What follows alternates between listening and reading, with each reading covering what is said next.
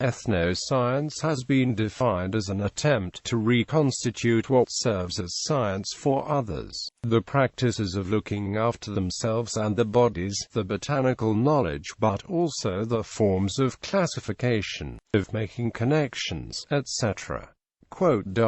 Origins of Ethnoscience. Ethnoscience's focus was not always different from the ideas of cognitive anthropology, component analysis, or the new ethnography. It is a specialization of indigenous knowledge systems, such as ethnobotany, ethnozoology, ethnomedicine, etc.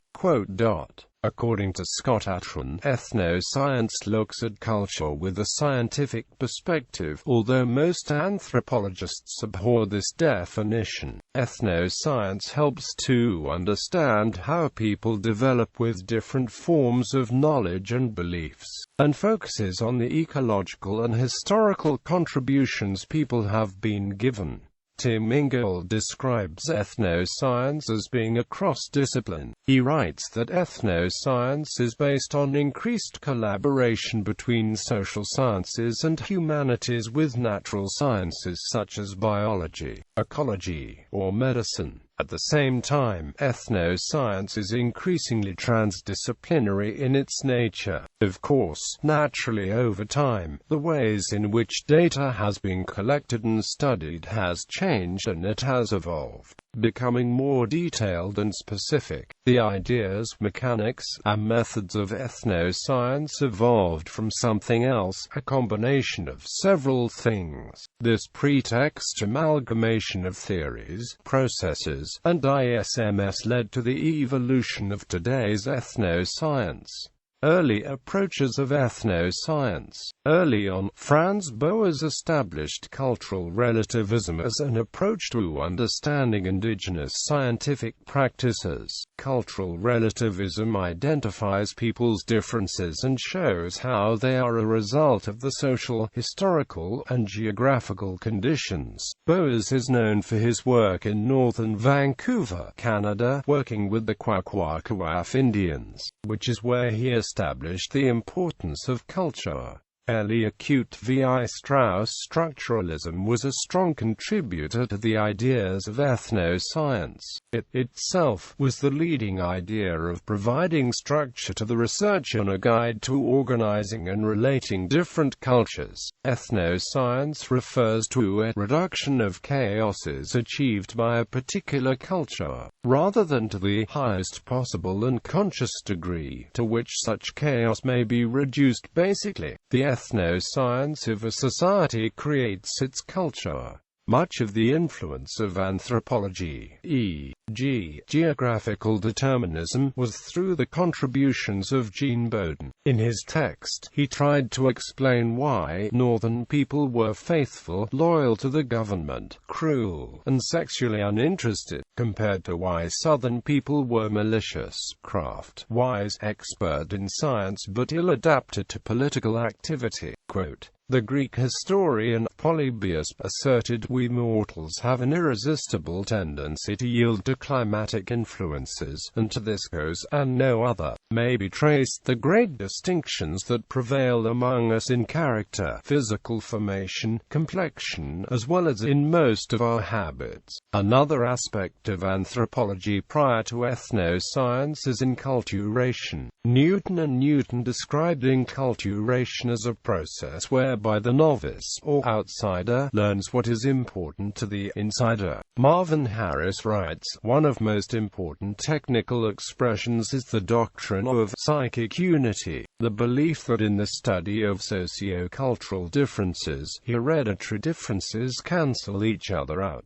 leaving experience as the most significant variable. This is one of the many starts of people opening up to the idea that just because people are different, doesn't mean they are wrong in the thinking." Harris describes how religious beliefs hinder and affect the progress of anthropology and ethnography. The moral beliefs and restrictions of religion fought against anthropological ideas, possibly due to the newly hyped idea of evolutionism and Darwinism. Bronislaw Malinowski was one of many who contributed heavily to the precursor of ethnoscience.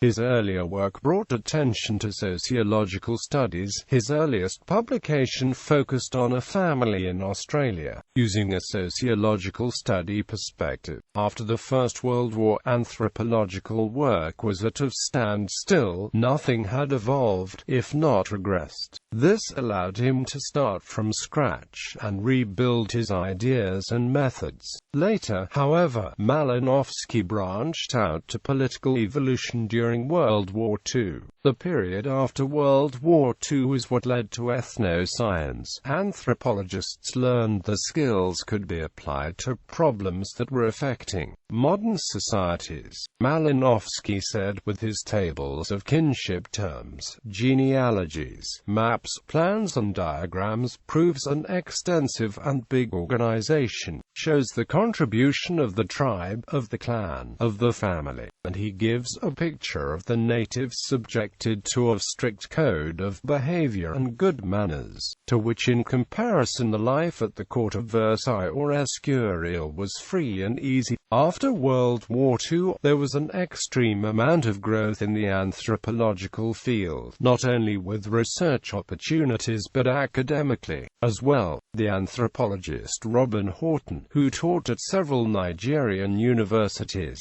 considered the traditional knowledge of indigenous peoples as incorporated within conceptual world views that bear certain similarities to, and differences from, the modern scientific worldview. Like modern science, traditional thought provides a theoretical structure that places things in a causal order wider than that provided by common sense. In contrast to modern science, he saw traditional thought as having a limited awareness of theoretical alternatives and, consequently, displaying an absolute acceptance of the established theoretical tenets. There are dozens, if not hundreds, of related methods and processes that preceded ethnoscience. Ethnoscience is just another way to study the human culture and the way people interact in society. Taking a look at the ideas and analyses prior to ethnoscience can help understand why it was developed in the first place,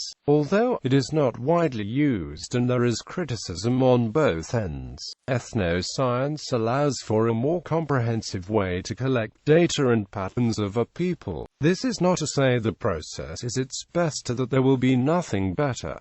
That is the best part. Everything evolves, even thought. Just as the ideas did in the past, they can improve over time and regress over time, but change is inevitable. Development of ethnoscience. Ethnoscience is a new term and study that came into anthropological theory in the 1960s, often referred to as indigenous knowledge. Ethnoscience introduces a perspective based on native perceptions. It is based on a complete EMIC perspective, which excludes all observations, interpretations and/or any personal notions belonging to the ethnographer. The taxonomy and classification of indigenous systems, to name a few, used to categorize plants, animals, religion and life is adapted from a linguistic analysis. The concept of native science is also related to the understanding the role of the environment intertwined with the meaning humans place upon their lives. Understanding the language and the native people's linguistic system is one method to understand a native people's system of knowledge of organization. Not only is the categorization for things pertaining to nature and culture thought language, but more importantly and complex is the relationship between environment and culture. Ethnoscience looks at the intricacies of the connection between culture and its surrounding environment. There are also potential limitations and shortcomings in interpreting these systems of knowledge as a dictation of culture and behavior. Since an ethnographer is not able to physically enter inside an indigenous person's mind, it is essential to not only create a setting a question-answer format to understand perspective but to analyze semantics and word order of given answer to derive an EMIC understanding. The main focus on a particular component of the languages is placed on its lexicon. The terms etic and emic are derived from the linguistic terms of phonetic and phonemic, as introduced by Gregory Caget. Some limitations. The concept of indigenous knowledge is the potential to bypass non-indigenous knowledge as pertinent and valuable. The labels of indigenous are overly accepted by those who seek more support by outsiders to further the cause. There might also be an unequal distribution of knowledge amongst tribal peoples. There is also the idea that culture is bound by environment. Some theorists conclude that indigenous peoples' culture is not operated by mental concentrations but solely by the earth that surrounds them. Some theorists go the extent to state that biological processes are based upon the availability, of lack thereof, environmental resources. The methods for sustainability are founded through the workings of the land.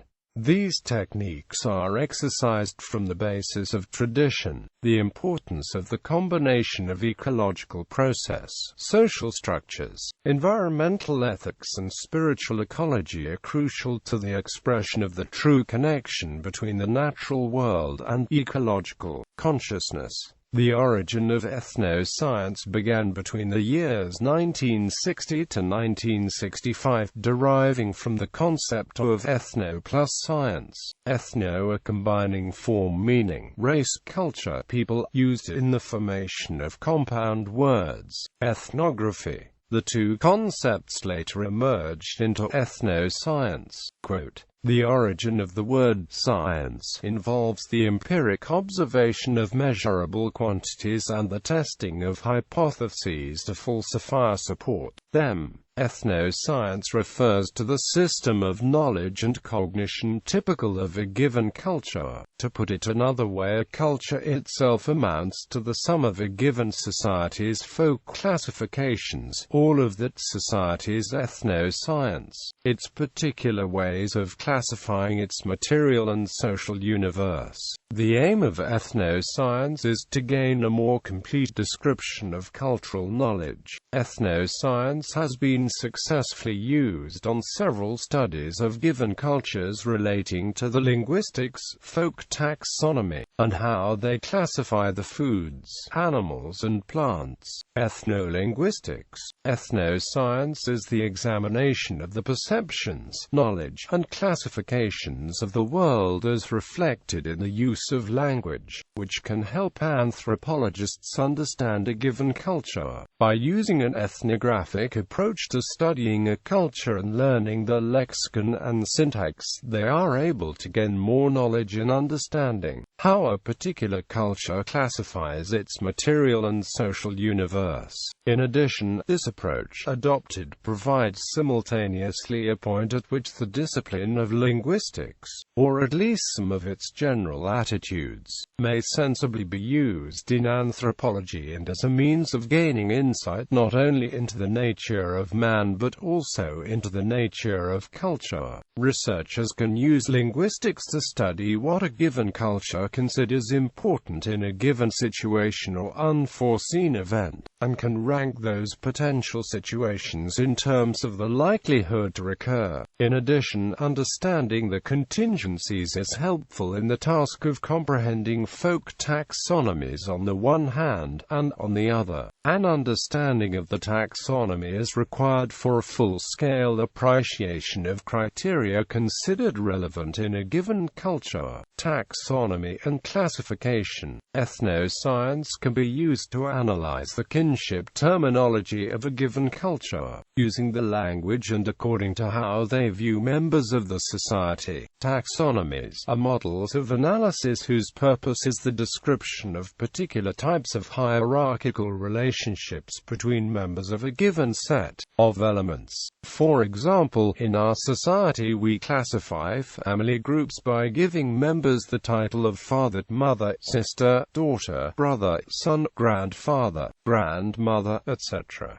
System of classification among cultures. Ethnoscience deals with how a given given culture classifies certain principles in addition to how it is expressed through the language. By understanding a given culture through how they view the world, anthropologists attempt to eliminate any bias through translation as well as categorize the principles in their own ways. The new methods, which focus on the discovery and description of folk systems, have come to be known as ethnoscience. Ethnoscience analysis has thus far concentrated on systems of classification within such cultural and linguistic domains as colors, plants, and medicines. An ethno-scientific approach can be used to better understand a given culture, and the knowledge of the culture, using an ethnographic approach, can help anthropologists understand how that given culture views and categorizes their own foods,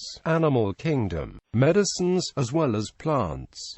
Contemporary research. Ethnoscience can be effectively summed up as a classification system for a particular culture in the same way that a botanist would use a taxonomic system for the classification of plant species. Everything from class levels, food consumption, clothing, and material culture objects would be subjected to a taxonomic classification system. In essence, ethnoscience is a way of classifying cultural systems in a structured order to better understand the culture. The roots of ethnoscience can be traced back to influential anthropologists such as Franz Boas, Bronislaw Malinowski, and Benjamin Horff, who attempted to understand other cultures from an insider's perspective. Ward Goodenough is accredited for bringing ethnoscience to the stage when he defined cultural systems of knowledge by stating, "A society's culture consists of whatever it is one has to know or believe in order to operate in a manner acceptable to its members. Culture is not a material phenomenon. It does not consist of things, behavior, or emotions.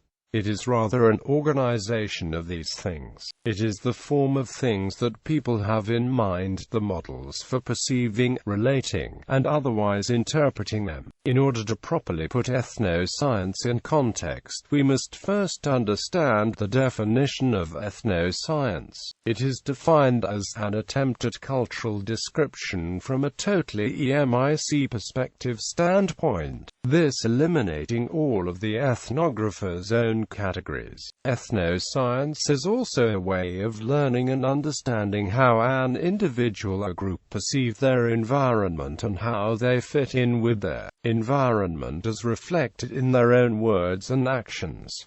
Ethnoscience has many techniques when applied to an emic perspective: ethnosemantics, ethnographic semantics, ethnographic ethnoscience, formal analysis, and componential analysis of the terms that apply to the practice of ethnoscience. Ethnosemantics looks at the meaning of words in order to place them in context of the culture being studied. It allows for taxonomy of a certain part of the culture being looked at so that there is a clear breakdown, which in turn leads to a deeper understanding of the subject at hand. Ethnographic semantics are very similar to cognitive anthropology in that its primary focus is the intellectual and rational perspectives of the culture being studied. Ethnographic semantics specifically looks at how language is used throughout the culture. Lastly, ethnographic ethnoscience is related to ethnosemantics such that